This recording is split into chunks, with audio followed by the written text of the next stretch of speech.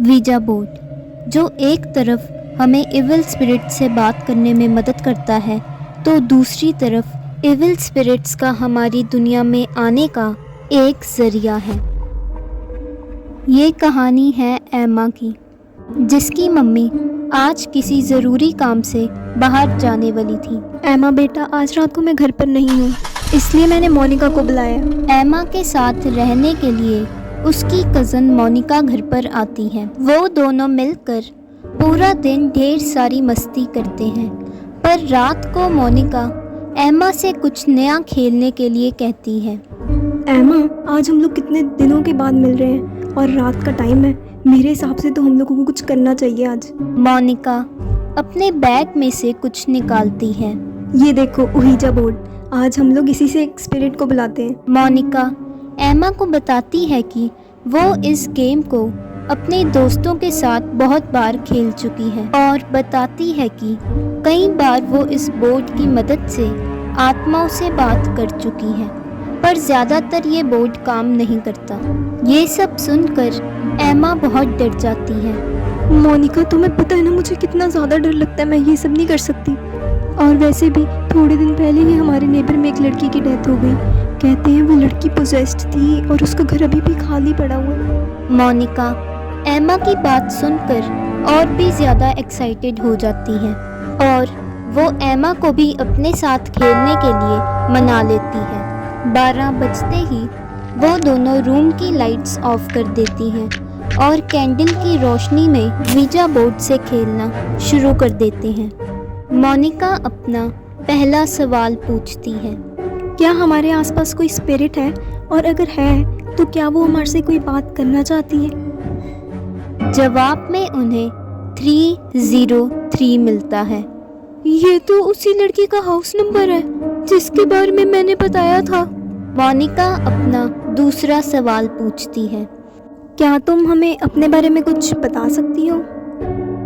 जवाब में उन्हें C और B मिलता है। सीबी? ये तो उसी लड़की का नाम था, सिंडी ब्राउन। मोनिका अपना तीसरा सवाल पूछती है। तो क्या तुम हमारे से कुछ कहना चाहती हो, सिंडी ब्राउन? और जवाब में उन्हें KILL मिलता है। एमा को डरते और रोते हुए देखकर मोनिका गेम को क्विट करना चाहती थी, पर जवाब में उन्हें बार बार नो मिल रहा था। इसी वजह से मोनिका गेम को अधूरा छोड़कर उस वीजा बोर्ड को आग लगा देती है, जिसके बाद वो दोनों सोने चले जाते हैं। देर रात को जब एमा की नींद खुलती है तो मोनिका को बेड पर ना देखकर एमा बहुत डर जाती है और बहुत ढूंढने के बाद भी एमा को मोनिका नहीं मिलती। अगली सुबह जब एमा की मम्मी वापस आती है तो एमा अपनी मम्मी को सारी बात बताती है। तुम ऐसा कैसे कर सकती हो एमा? तुम्हारे में अक्ल नहीं है? वो लोग मोनिका की मिसिंग रिपोर्ट फाइल करवाते हैं और एक हफ्ते बाद पुलिस को मोनिका की डेड बॉडी सिंडी ब्राउन के बंद घर में मिलती है, जहां कोई भी जाना पसंद नहीं करता था। इस खबर को सुनकर एमा को बहुत दुख होता है। ये क्या हो गया मोनिका तुम्हें? तुम मुझे ऐसे छोड़ के नहीं जा सकती। और आज तक एमा को अपनी गलती का पछतावा है। ये कहानी है रजत की, जिसका ट्रांसफ़र एक नए शहर में हुआ था। नए ऑफिस में रजत की दोस्ती एक संजय नाम के लड़के से होती है। एक शाम जब रजत अपने दोस्त संजय को घर ड्रॉप करता है तो संजय रजत को वापस जाने के 2 रास्तों के बारे में बताता है।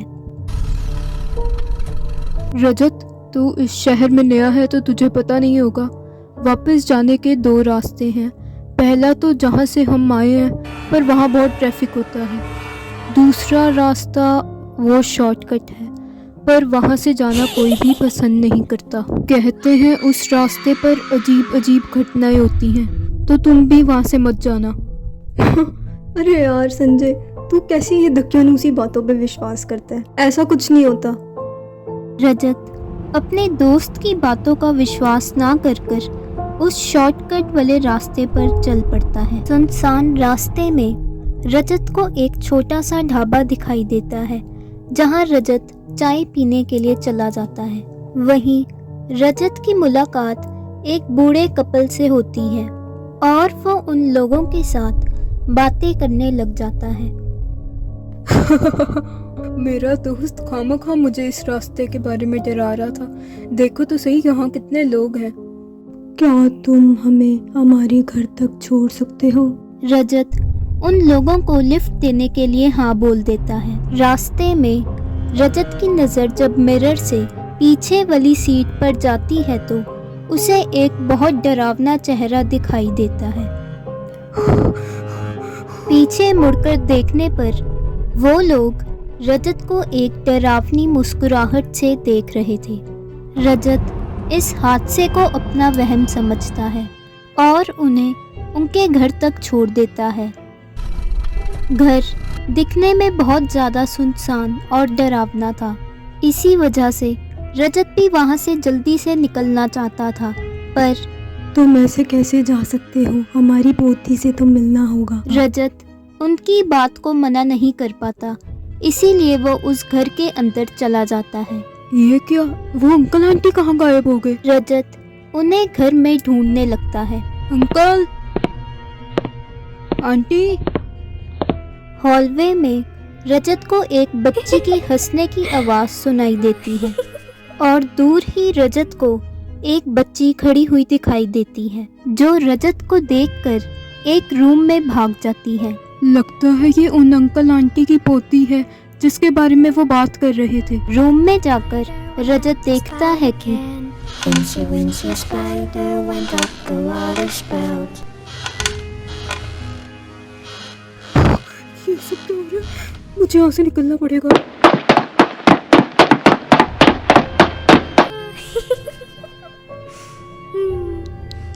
रजत भागकर बाथरूम में छुप जाता है। मुझे संजय की बात मान लेनी चाहिए थी। मैं यहाँ आया ही क्यों? Incy Wincy Spider went up the water spout. जैसे ही रजत पास की खिड़की से कूदने वाला था, तभी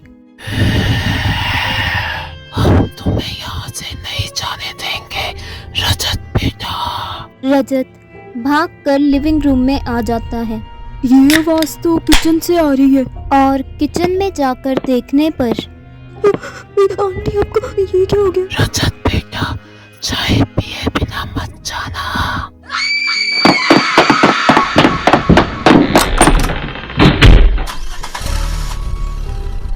रजत अपनी जान बचाने के लिए जल्दी से अपने घर चला जाता है, पर अपने घर का दरवाजा खोलते ही रजत देखता है कि हम तुम्हारा कब से इंतजार कर रहे थे।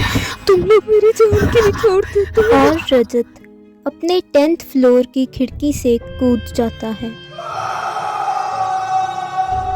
और रजत की जान चली जाती है।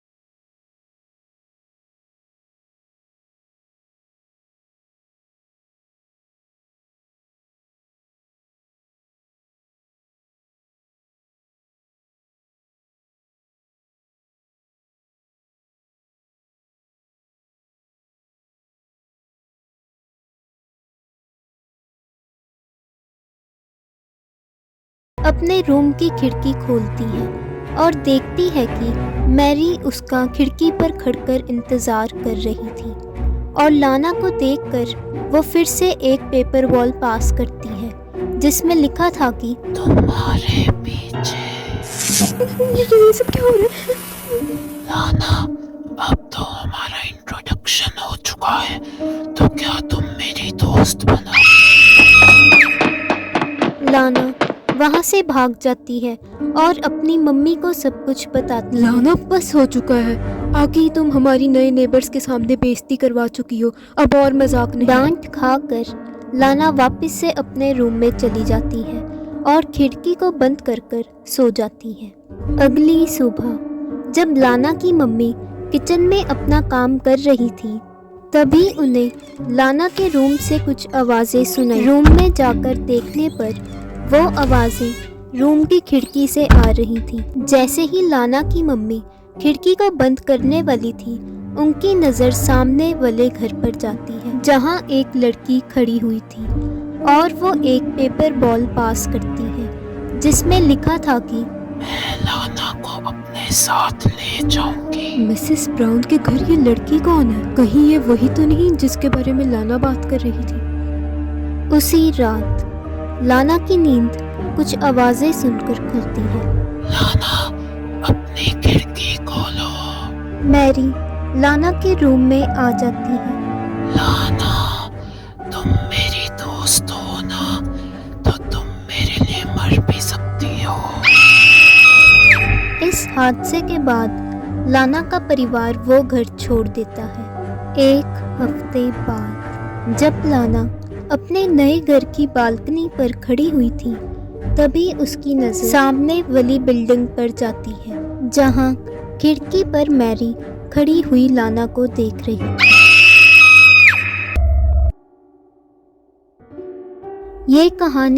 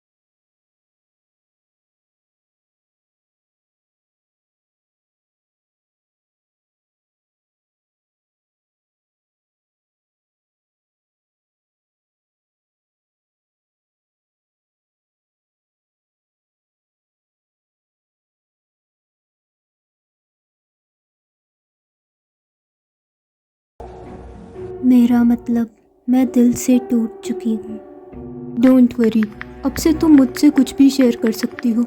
मैं तुम्हारी मदद करने की कोशिश करूँगा। क्या तुम मेरे बॉयफ्रेंड बनोगे? हाँ, मैं भी शायद तुम्हें पसंद करने लगा हूँ। पर तुम किसी और लड़की से प्यार करते हो। ये इसे कैसे पता है? तो ठीक है, मैं तुम्हारा यकीन करती हूँ। अगली सुबह राहुल को एक पार्सल रिसीव होता है और बॉक्स खोलकर देखने पर अंदर एक लग्जरी वॉच थी। गिफ्ट के साथ एक बर्थडे कार्ड भी था और सेंडर का नाम अंजलि मेहता था। इस नाम को पढ़कर राहुल बहुत डर जाता है। मुझे तो इस लड़की में कुछ गड़बड़ लग रही है। इसे मेरे बारे में सब कैसे पता लग रहा है? मुझे उससे पूछना ही होगा। तुम्हें कैसे पता आज मेरा बर्थडे है? और मेरे एड्रेस के बारे में भी? सरप्राइज ऐसे ही दिया जाता है। क्या तुम्हें पसंद आया? काफ़ी अजीब है, पर गिफ्ट भी तो बहुत अच्छा दिया है। क्या हम वैलेंटाइंस डे पर मिल सकते हैं? अगर बर्थडे पर ही इतना महंगा गिफ्ट, तो वैलेंटाइंस डे पर क्या पता गाड़ी ही दे दे। वैलेंटाइंस डे पर राहुल अंजलि से मिलने रेस्टोरेंट आता है, जहां उन दोनों के अलावा और कोई भी नहीं था। वो दोनों बातें कर ही रहे थे कि तभी ये लाइट्स को क्या हो रहा है? और ये म्यूजिक इतना डरावना कैसे हो गया? कौन हो तुम? तो तुम मुझे भूल गए। 2 साल पहले राहुल और अंजलि ऑनलाइन फ्रेंड्स बने थे। दोनों रोज एक दूसरे से बहुत सारी बातें करते थे। राहुल के प्यार भरे मैसेजेस पढ़कर अंजलि भी उससे प्यार करने लगी थी। पर सब चीज़ों से अनजान अंजलि को ये नहीं पता था कि राहुल सिर्फ उसके पैसों से प्यार करता था। वैलेंटाइंस डे पर अंजलि पहली बार राहुल से एक रेस्टोरेंट में मिलने वाली थी। अंजलि बहुत देर तक राहुल का इंतज़ार करती है और जब वो राहुल को कॉल कर रही थी तभी उसकी नज़र थोड़ी दूर एक टेबल पर जाती है, जहां राहुल किसी और लड़की के साथ डिनर कर रहा था। ये देखकर अंजलि का दिल पूरी तरह से टूट जाता है। इसी वजह से वो अपनी जान ले लेती है। राहुल, तुमने मेरे प्यार के साथ खेला, अब तुम्हें अपने प्यार को मारना होगा। राहुल अपनी जान बचाने के लिए वहां से दौड़ने लगता है और जल्दी से अपने घर चला जाता है। ये मुझसे क्या हो गया? अब मैं क्या करूं? राहुल को अंजलि का एक मैसेज आता है। तो ठीक है, मैं तुम्हारी मदद करती हूँ। मैं उसे मार दूंगी वैलेंटाइंस डे खत्म होने से पहले। 12 तो बज चुके हैं, मतलब वैलेंटाइंस डे तो खत्म हो चुके हैं। प्रिया। राहुल जल्दी से प्रिया के घर जाता है, पर तब तक बहुत देर हो चुकी थी। प्रिया, तुम नहीं मर सकती। किसी के प्यार के साथ मत खेलना, क्योंकि तुम भी किसी से प्यार करते। ये कहानी है राहुल की, जो एक ज़रूरी काम से शहर से बाहर गया था। काम पूरा करते करते राहुल को शाम हो जाती है और वो जल्दी से अपने घर की तरफ रवाना हो जाता है। रात होने पर राहुल को एक कॉल आती है। हेलो। राहुल बेटा, कहाँ पे हो तुम? इतना टाइम हो गया। वो काम में थोड़ा लेट हो गया।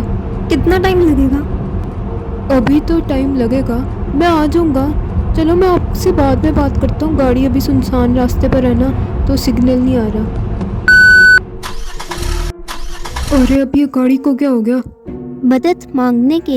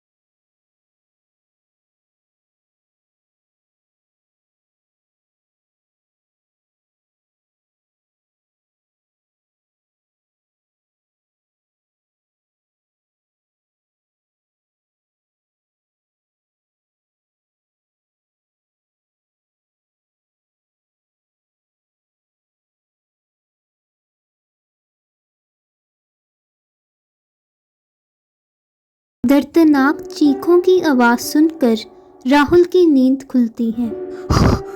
ये तो उन्हीं लोगों की चीख है जो मेरे साथ डिनर कर रहे थे। राहुल को कॉरिडोर में किसी के चलने की आहट सुनाई देती है और रूम का लॉक कोई बाहर से खोलता है। दरवाजे पर वही आदमी था जो राहुल को रिसेप्शन पर मिला था। उस आदमी के हाथ में एक चाकू भी था जिसमें से खून टपक रहा था और वो आदमी राहुल के रूम में उन डेड बॉडीज को रख देता है। इसने उन फैमिली को मार दिया। डर के मारे राहुल सोने की ही एक्टिंग करता है और वो अपनी आधी खुली आंखों से देखता है कि वो आदमी अपने हाथ पे लगे खून से दीवार पर कुछ लिख रहा था, जिसके बाद वो राहुल के बेड के नीचे छुप जाता है। मुझे सुबह होते ही यहाँ से भागना पड़ेगा। तब तक राहुल अंधेरे में दीवार पर लिखा हुआ पढ़ने की कोशिश करता है।